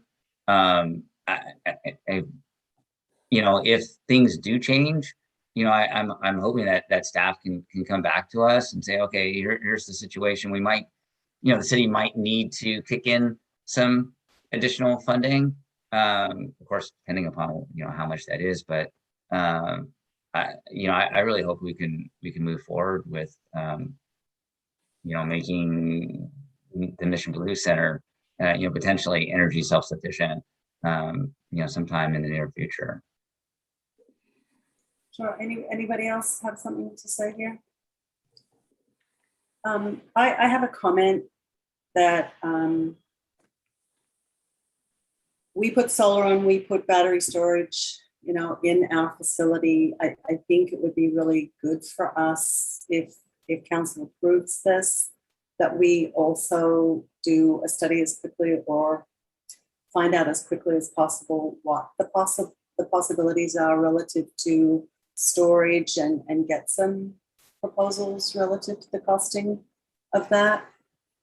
And because it's always, I think, and maybe Dave, you can comment on this, it's always less expensive to do the whole shebang at the same time rather than put the panels on and then come back later and do the storage. Dave, can you speak to that, please? Yeah, sure. To be clear, we would actually be going out to RFP with the full project, including the solar and the storage. Okay. What we're saying is the solar is a little more straightforward. There aren't that many variables. You put the panels on, they generate. There's not that much difference among panels, and you can figure out the financial value of that fairly easily. The storage is more complex because we're less sure where the costs are. If it turns out that the costs are higher than we expect, it's possible we could put in maybe in a smaller storage system that will provide maybe less duration, but would still meet the needs. And so that could be a more iterative process. So our goal is, if we're going to move forward, we would definitely deploy both systems as part of the same project. I think the flexibility that Adrian was referring to with regard to the commitment to move forward is just to say, we're not sure. We have less certainty on what we're going to find on the storage, and we want to make sure that you're not feeling bound to what will be, a piece of equipment that we're unable to really give you much of an estimate with it at this point. Okay, that's great. Thanks. But one thing I will say is, if it does turn out that storage, and as I'm sure everyone's aware, supply chains are kind of disrupted now, and material costs are high. So if it does turn out that the storage is too prohibitively expensive right now, but we have reason to believe in a couple of years things will be better, we will make the system storage ready. We'll put all the panels in place and the conduits, so that when if we do move forward to storage in the future, it's more of a just plug it in, as opposed to having to do a lot of electrical work. Oh, that's really good to hear that. Thanks so much. That's kind of what I needed to hear. Okay, any other comments? No? Okay, so do we have a first and a second to adopt resolution number 2021-68 to participate in the Peninsula Clean Energy Public Facility Solar and Storage Procurement Process? I'll make that motion. Thank you. I'll second. Thank you. Roll call vote, please. Councilmember Davis. Aye. Councilmember Lentz. Aye. Councilmember Mackin.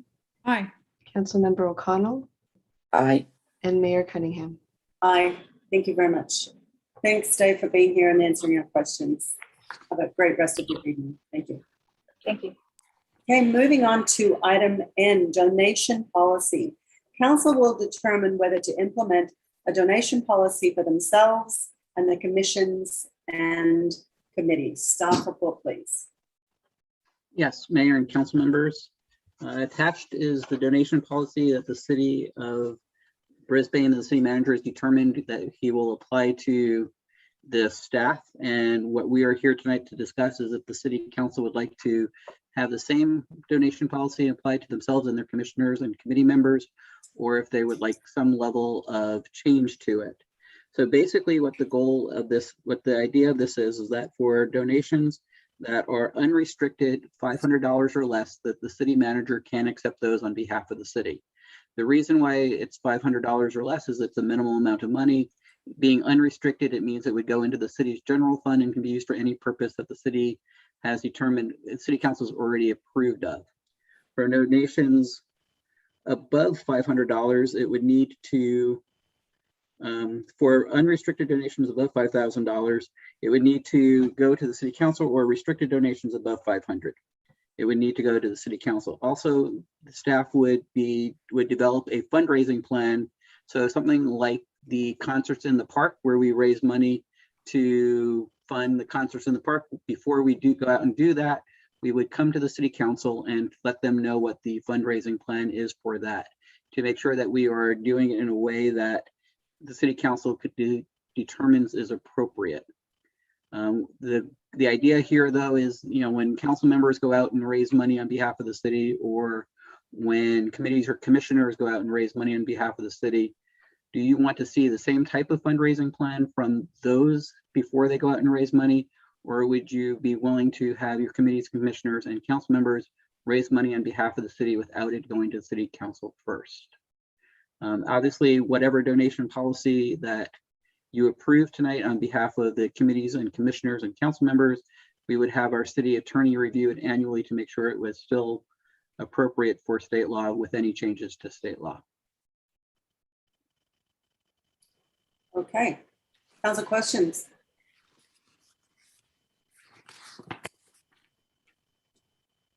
Yeah, I have a question, Karen. Go ahead. So Stuart, for the Star City San Bruno Mountain Half Marathon, I do go out and solicit donations, no more than $500, to help put on the race, to help fund the beneficiaries that the race does support. Would this would these guidelines affect doing something like that? The Star City race that you put on is not a city function. It is, if my understanding is correct, that we co-sponsor it, but it's not money that goes towards the city. So my interpretation would be from this policy would not cover it. And I would have to turn to Tom to see if there's other laws that would cover that.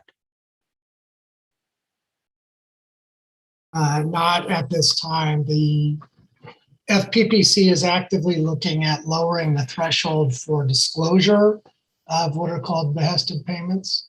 I don't think they're going to look at it's ongoing. It'll probably take another 30 to 60 days, but I don't think the levels will be low enough that even that they'd be triggered for city sponsored functions, let alone city put on functions. So I don't think it's going to apply to your event, Cliff. Okay. All right. Thank you. That's it, Karen.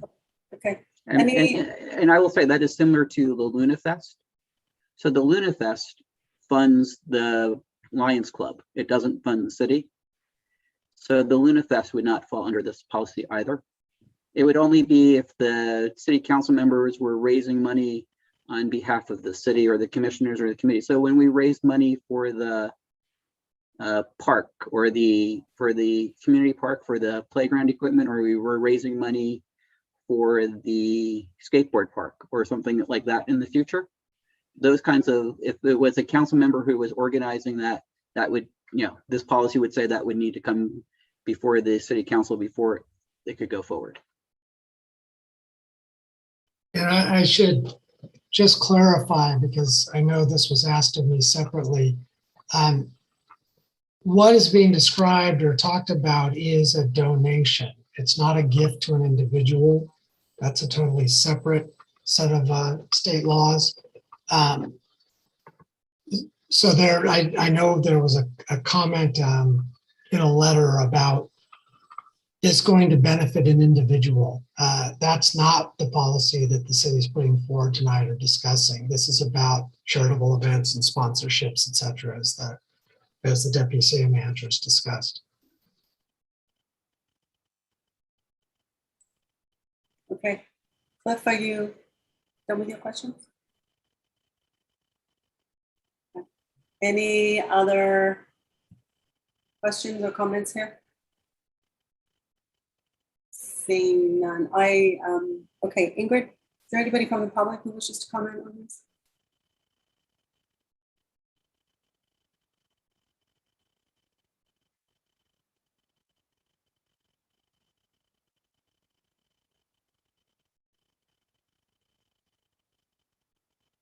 Ingrid, you're muted. I have not received any written correspondences, text messages, and I don't see any hands raised, Madam Mayor. Okay, thank you. Council discussion?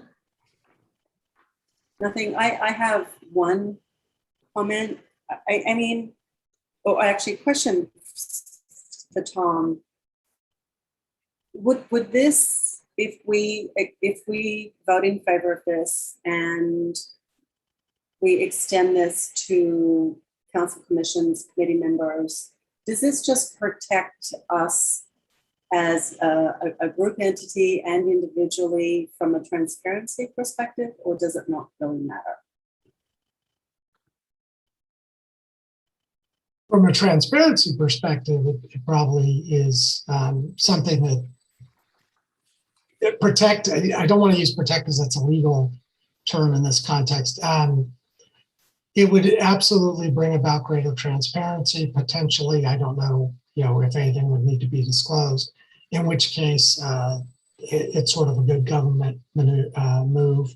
These kind of donations, again, at higher levels than the city's used to seeing, are a very hot topic because we have statewide officials who have members of their family who have indirectly benefited from behests and payments, as they're called.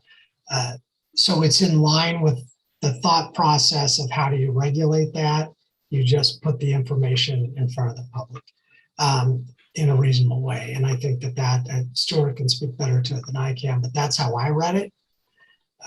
In terms of protect, I would not use that term. I would just say it's a more open government approach. Okay, Stuart, did you want to add to that?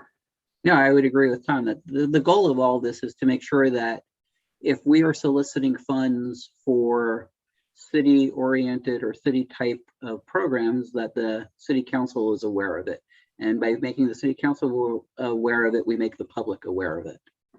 I think there have been items written in local newspapers about times where city staff has, not our city staff, but other cities have raised money on behalf of city-oriented types of programs, and that it may seem as if there's a conflict of interest when you do that. And we want to make sure that that the city council is aware of what we're doing, that the public is aware of what we're doing, and anytime that we raise money and we're out there soliciting funds, that the public knows what we're doing, and that the people we're raising funds from know that there is no tie to that donation. Great, thanks. So do we have enough information, council, to ask staff to bring this back for policy, I guess is what we're looking at here, looking for? Well, what we could do is, if you say that this is a fine policy, what we could do is add it to, write it up and add it to the council handbook that you already have, and just when, not bring it back directly, but just, make sure it's part of the handbook, so that way council members have it as well as future council members. Okay, And so we provide it to the committees and commissions as well. Okay, so we're not voting on this per se, we're just, yes, go ahead and do it. Is that thumbs up? How are we doing this? I think a council vote to say that, yes, you want to extend it to yourself and to the committees and commissions would be appropriate. And then we would just make sure that the committees, commissions are aware of it, and that we would put it in the council handbook. Okay, so do we have enough direction for staff to bring back a donation policy for council, commissions, and committees? Roll call vote on that, yay or nay?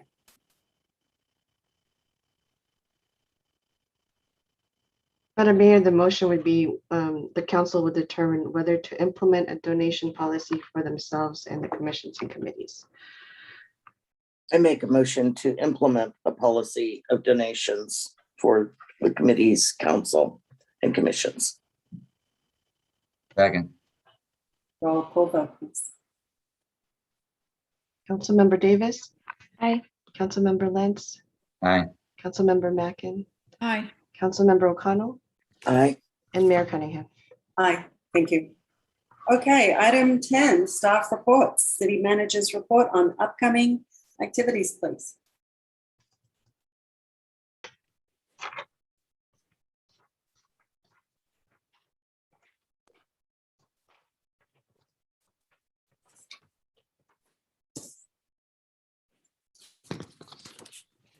I think there we go. First item is the Brisbane 101 class and program, which is a learning event that will be held here at City Hall on November 6th. And come and learn about city government, and specifically Brisbane city government.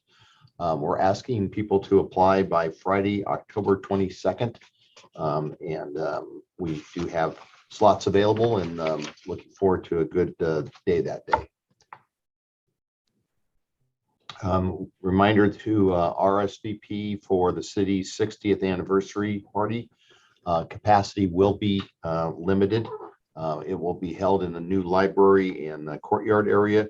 On the afternoon hours, we'll have the new Brisbane Library events from 10 a.m. to 5 p.m. For event details, you can visit smcl.org/Brisbane Celebration.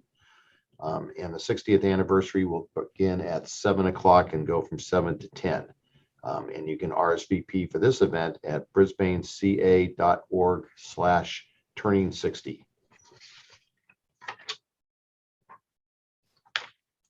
Reminder that the City of Brisbane Small Business Grant Program is now taking applications. The Brisbane Chamber of Commerce is overseeing the application process. The program will distribute 40 grants for $5,000 each to small businesses. The application portal closes on Wednesday, October 13th at noon. Visit grants.brisbanechamber.org to view eligibility requirements and to apply.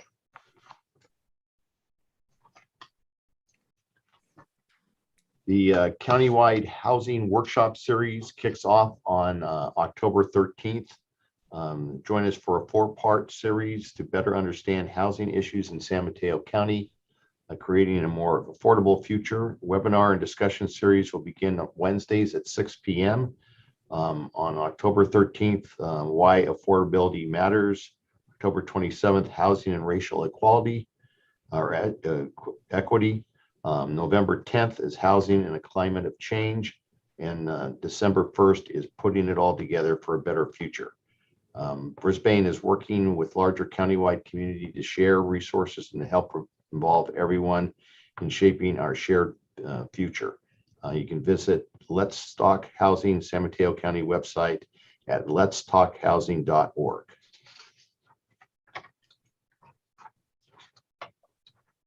The SamTrans North County meeting will be held on Tuesday, October 19th at 5:30 p.m. This is the Reimagine SamTrans process that has been going on for much of this calendar year. SamTrans is recommending changes to bus routes across the network and needs to hear from community members. The good news for us is that our residents and city council members and city council and mayor were heard by SamTrans. Route 292 will continue to serve San Francisco in the new network.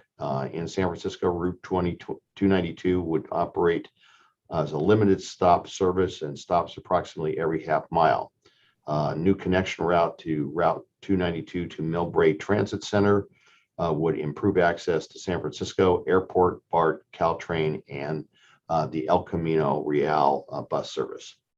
You can learn more at this regional meeting to give your feedback. The meeting link will be bit.ly/reimagine North County. You can also comment at the reimaginesamtrans.com or call 1-800-660-4287 by November 8th at 2021. Heads up that the winter cleanup weekend is coming up on November 13th and 14th.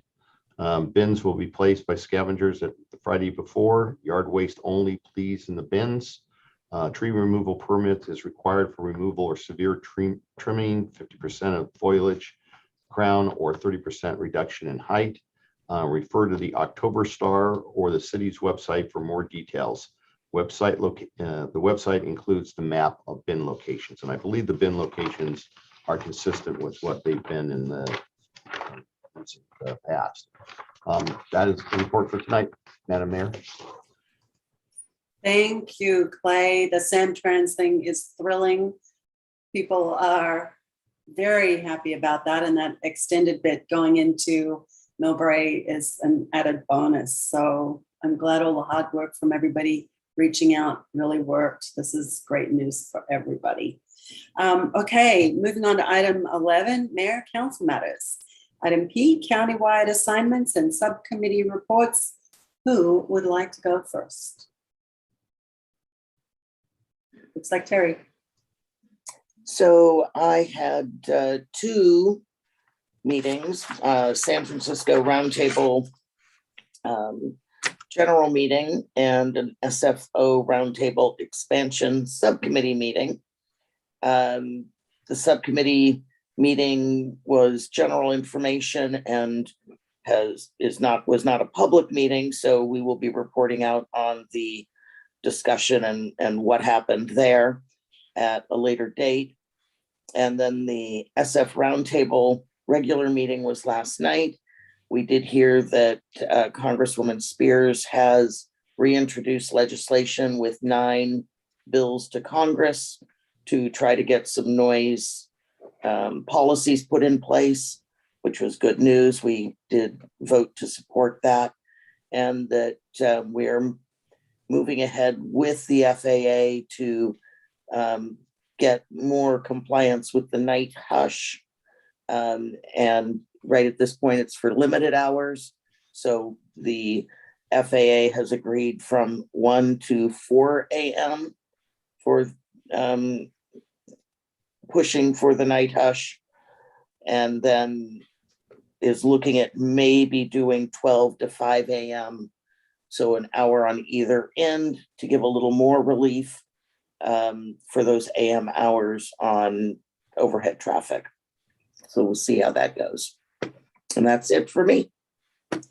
Thanks, Terry. Okay, who's next? Pauline, you go next. Okay. Terry, that's really good news on the airport. Fingers crossed. I had a Peninsula Clean Energy meeting. There's an annual board retreat. And the significant outcome of that was the board set a goal to be 100% greenhouse gas free by 2035, as opposed to the governor's statewide goal, which is 2045. That's pretty ambitious. If we can meet that goal, we'll probably lead the whole state with an example that it's possible to do it. In order to accomplish that, PCE will be focusing efforts on 2 items in particular: transportation and housing. That also somewhat commercial buildings, but what was noted at the meeting is that residential buildings account for 2/3 of methane emissions, and most of the methane is coming from, drum roll, water heaters. So the emphasis is back on people considering replacement with heat pump water heaters. Roughly 12,000 water heaters are replaced every year just in San Mateo County.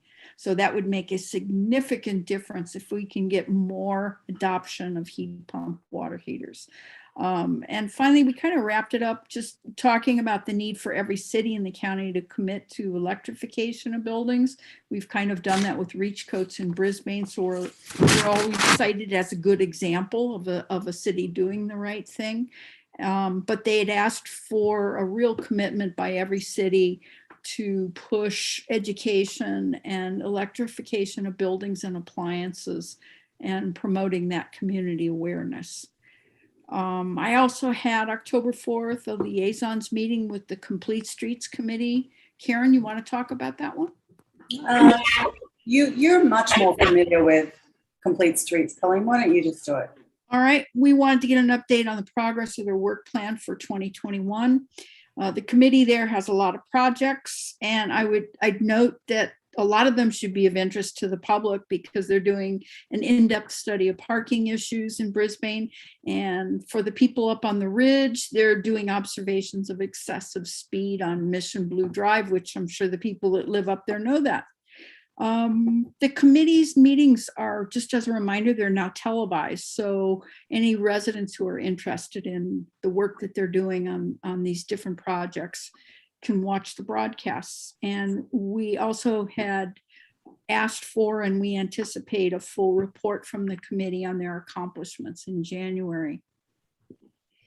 And finally, October 7th, that's today, I had a brand new PCE 24/7 subcommittee meeting.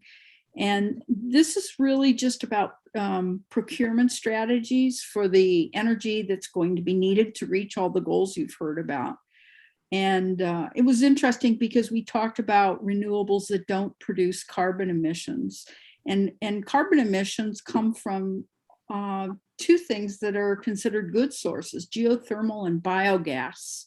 So although they'll still be part of the picture, they will not be a large part of the portfolio. And just another note, because people always talk about hydroelectric, it was noted that with this extended drought in California, large hydro projects, they're losing reliability, and a lot of them are getting a lot of silt, and they're going to have to be decommissioned. So it's a big switch in how we obtain energy compared to historic methods. That's what I have. Thank you. Thanks, Colleen. Cliff, do you want to go next? Sure, Karen. Well, you and I attended the Sustainability Baylands meeting today with Rahendra. Do you want to give that report? Okay, so there was no agenda. I don't think Rahendra was well prepared to talk about the Baylands. He appeared to me like he had not been given any direction as to what to talk about. And before you joined the meeting, I kind of felt like he was just talking to our sustainability manager and our very senior staff as if we knew nothing about sustainability. So I didn't really take anything away from that other than I thought he was a really nice guy, and I hope he comes back, and I hope that there is an agenda that's put in place so he knows what he's talking about to our very, very senior staff, because I think, you know, he wasn't given direction very clearly. He wasn't given direction about what we were supposed to be talking about. So I'm not really sure what the goal was for him to be talking to, you know, Clay and Randy and Adrian and Karen Kinzer, our very senior staff, with no agenda in place. So I don't really have anything positive to report about it, except that he was a really nice guy, and I'm glad he came to say hi. Well, you know, I mean, I had a different take on it. I mean, I thought that, you know, what he brought to the table was, you know, sharing his position and experience at Stanford University and all the really cool things that they have implemented in regards to sustainability, whether it's energy generation or transportation, health. So, you know, some of the things that was also discussed was, you know, potentially, you know, finding some kind of partnership with Stanford grad students, you know, perhaps interning in Brisbane, and you know, sharing some of their best practices that they have done. And so, but you know, Rahendra is also a Brisbane resident, and you know, so he you know, it's just kind of, I think it's pretty cool that we have a Brisbane resident, and he's the department head of sustainability at Stanford. So you know, just a really, I think, a great potential opportunity to be able to just, you know, exchange ideas, and you know, if something comes about from it, hey, I think that's great, and if it doesn't, well, you know, doesn't mean that we didn't try. So I don't know, I thought that it was pretty good. Do you have anything else to report on? I do not. Okay. Madison. I don't think I had anything. I mean, we had LunaFest, but like that's already over, and everyone, it's the same report out. But I don't think I've had anything. I don't remember seeing like a, you know how Angel normally types up like the list of subcommittees for us. I don't remember. It was very light this time, so. Yeah, so I don't think am I missing one, Angel? No, you did not. Okay, that's what I thought. I was like, my memory is not saying I've had a subcommittee, but I have a lot coming up. Yes, we do. Okay, so moving on to item 2, City Council meeting schedule. The next City Council meeting is scheduled for October the 1st, and we will have a City Council workshop on October the 24th at Mission Blue Center. We will also cancel the December 2 and December 16th meetings, and instead hold a special meeting on December the 9th. I think, Karen, sorry, I think you said that our next City Council meeting was October 1st, and it's October 7th. October 21st. Sorry. October 7th and October 21st. Okay. That's the meeting right now. Oh, I'm sorry. Okay. Yeah, no, yes. That's okay, Terry. I'm like, wait a minute, now I'm really confused. Yes, we'll have a city council workshop on October 24th at Mission Blue. December 2 and 16th are canceled, and a special meeting on December the 9th instead. Moving on to item R, which is written communications. City clerk, can you note for the record the written communications received? But that's it. Jana Dilworth, Lexi Lefrere, and Robert Defield, City Manager of San Bernardino, 924, which is an opposition letter to City of San Bernardino, California. Any other comments before we adjourn? Nothing? Okay. So item 13, adjournment. The City Council meeting of October the 7th, 2021 is now adjourned. Do we have oral communications number 2? Oh, I'm sorry. I totally missed it. Went over that. Okay, item 12. Thank you, Terry. Oral communications number 2. Is there any member of the public who wishes to speak on an item not on our? Thanks, Terry.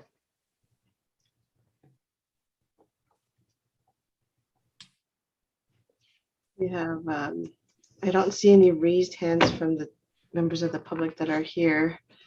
I have not received any text messages or any email messages as well. Thank you. Okay, now I will move on to item 13, adjournment. City Council meeting of October the 7th, 2021 is now adjourned at 9:45 p.m. We will see you on October the 21st. Thank you and good night, everybody. Thank you. Good night.